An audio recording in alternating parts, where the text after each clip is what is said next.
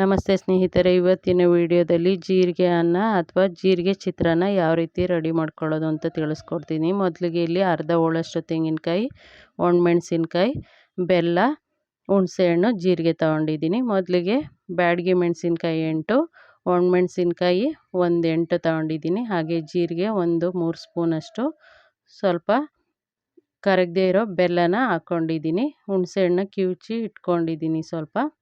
ಹಾಗೆಯೇ ರುಚಿಗೆ ತಕ್ಕಷ್ಟು ಉಪ್ಪನ್ನ ಹಾಕಿ ಬ್ಯಾಡಗಿ ಮೆಣಸಿನ್ಕಾಯಿ ಇವನ್ನ ರುಬ್ಕೊಂಡಿದ್ದೀನಿ. ಆನಂತರ ತೆಂಗಿನ ತುರಿ ಅರ್ಧ ಹೋಳಷ್ಟು ಕಟ್ ಮಾಡಿ ಇಟ್ಕೊಂಡಿರೋದನ್ನ ಸೇರಿಸ್ಕೊಂಡು ರುಬ್ಕೊಳ್ತೀನಿ.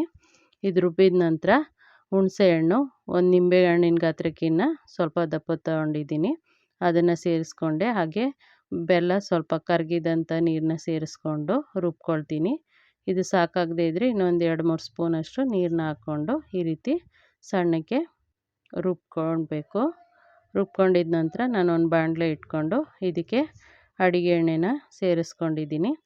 ಆನಂತರ ಅರ್ಧ ಸ್ಪೂನಷ್ಟು ಜೀರಿಗೆ, 1.5 ಸ್ಪೂನಷ್ಟು ಸಾಸಿವೆನ ತಗೊಂಡು ಹಾಕ್ಕೊಂಡಿದ್ದೀನಿ. ಆನಂತರ 1-2 ಹಿಡಿಯಷ್ಟು ಕಡಲೆಕಾಯಿ ಬೀಜ, 1-2 ಸ್ಪೂನಷ್ಟು ಉದ್ದಿನಬೇಳೆ, 2 ಸ್ಪೂನಷ್ಟು ಕಡಲೆಬೇಳೆ, ಹಾಗೆಯೇ 2 ಒಣಮೆಣಸಿನ್ಕಾಯಿ ಕಟ್ ಮಾಡಿ ಸೇರಿಸಿದ್ದೀನಿ. ಸ್ವಲ್ಪ ಕರಿಬೇವು, ಈ ಕೊತ್ತಂಬರಿ ಸೊಪ್ಪನ್ನ ಕಟ್ ಮಾಡಿ ಇಟ್ಕೊಂಡಿದ್ದೀನಿ, ಕೊನೆಯಲ್ಲಿ ಹಾಕ್ತೀನಿ.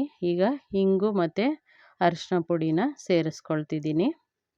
ಸೇರಿಸ್ಕೊಂಡು ಇದನ್ನು ಚೆನ್ನಾಗಿ ಫ್ರೈ ಮಾಡಿಕೊಂಡು ಆನಂತರ ಇದಕ್ಕೆ ರುಬ್ಬಿರುವಂತಹ ಪದಾರ್ಥನ ಸೇರಿಸ್ಕೊಳ್ತೀನಿ. ಇವಾಗ ರುಬ್ಬಿರೋ ಅಂಥದ್ದನ್ನು ಪದಾರ್ಥನ ಸೇರಿಸ್ಕೊಂಡು ಇದಕ್ಕೆ ಬೇಕಿದ್ದಲ್ಲಿ 1-2 ಸ್ಪೂನಷ್ಟು ನೀರನ್ನ ತೊಳೆದು ಹಾಕ್ಕೊಳ್ಳಿ ಜಾರನ್ನ. ಹೆಚ್ಚಿಗೆ ಸೇರಿಸಿದ್ರೆ ಕಡಲೆಕಾಯಿ ಬೀಜ ಮೆತ್ತಗಾಗುತ್ತೆ. ಹಾಗೆಯೇ ಇದು ಬೇಯೋದಕ್ಕೆ ಟೈಮ್ ತಗೊಳುತ್ತೆ, ನೀರೆಲ್ಲ ಹೋಗಬೇಕಲ್ಲ, ಅದಕ್ಕೆ ನಾನಿಲ್ಲಿ 1-2-3 ಸ್ಪೂನಷ್ಟು ನೀರನ್ನ ಜಾರಿಗೆ ತೊಳೆದು ಹಾಕ್ಕೊಂಡಿದ್ದೀನಿ. ಇದು ಎಣ್ಣೆ ಬಿಡುವಾಗ ಬೆಂದಿದೆ ಅಂತ ಅರ್ಥ. ಇದಕ್ಕೆ ಉಪ್ಪು ಹಾಕೋ ಅವಶ್ಯಕತೆ ಇಲ್ಲ, ರುಬ್ಬುವಾಗ ಸೇರಿಸ್ಕೊಂಡಿದ್ದೀನಿ.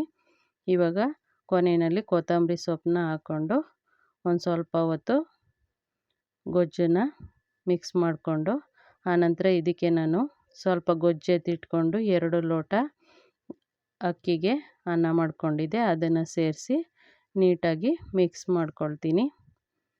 ಈ ಅನ್ನ ಸುಲಭವಾಗಿ ರೆಡಿಯಾಗುತ್ತೆ, ಹಾಗೆಯೇ ತುಂಬಾ ರುಚಿಯಾಗಿರುತ್ತೆ.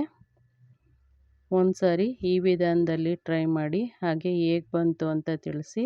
ಮೊದಲನೇ ಬಾರಿಗೆ ನಮ್ಮ ಚಾನಲ್ನ ನೋಡ್ತಾ ಇದ್ದರೆ ಪ್ಲೀಸ್ ಸಬ್ಸ್ಕ್ರೈಬ್ ಮಾಡ್ಕೊಳ್ಳಿ.